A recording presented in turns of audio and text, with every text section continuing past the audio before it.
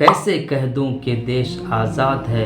78वां साल हो गए इस देश को आज़ाद होते हुए, लेकिन इस देश में आज भी बेटियां आज़ाद नहीं हैं। कहाँ हैं वो लोग जो कहते थे कि बेटी बचाओ, बेटी पढ़ाओ, बेटी पढ़ी डॉक्टर बनी, लेकिन फिर भी वो नहीं बची।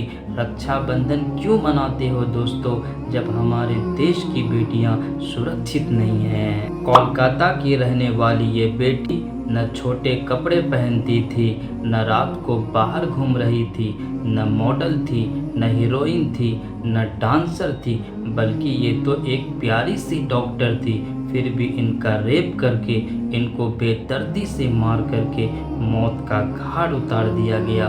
ये आज हमारे हिंदुस्तान में हो रहा है।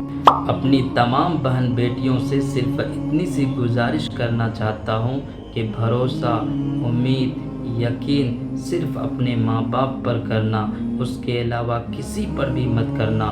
दुनिया में 97% रेप के जो केस हो रहे हैं वो अपने ही यानी जान पहचान वाले से ही हो रहे हैं। सिर्फ 3% रेप के केस ऐसे हैं जो किसी अनजान व्यक्ति के ज़रिए से होता है। क्या फ़ायदा ऐसी आज़ादी का जब इस देश में जान बचाने वाले ही सुरक्षित न हों। अब समझ में आ रहा है कि इस देश में सबको बेटा ही क्यों चाहिए, क्योंकि इस देश में कोई भी बेटियां सुरक्षित नहीं है।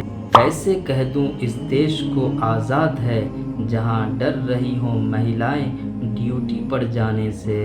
डॉक्टर बनी ताकि सबकी मदद कर सकें, लेकिन उस बेचारी को क्या पता था कि उसकी मदद कोई भी नहीं करेगा। देश तो आज़ाद है, देश की बेटी कब आज़ाद होगी। देश तो आगे बढ़ रहा है, लेकिन बाबा को जहेज के डर से नहीं बल्कि ससुराल की डर से बेटी नहीं चाहिए।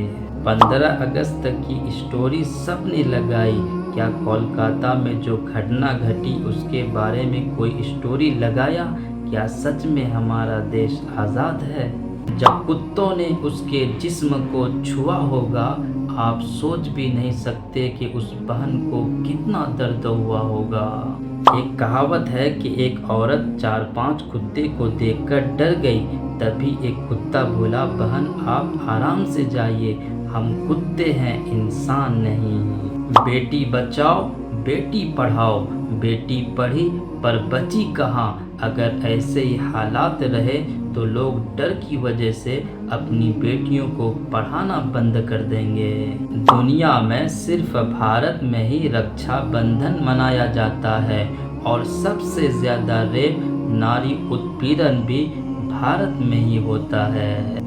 हाँ, चीख भी निकली होगी उसकी सांसों से, हाँ आंसू भी टपका होगा उसकी आंखों से, हाँ कांपा होगा उसका शरीर जब हाथ लगाया होगा दरिंदों ने अपने हाथों से। जहाँ मेडिकल की पढ़ाई की फीस करोड़ तक पहुँच चुकी हो, वहाँ डॉक्टरों से आप इंसानियत की उम्मीद कैसे रख सकते हैं।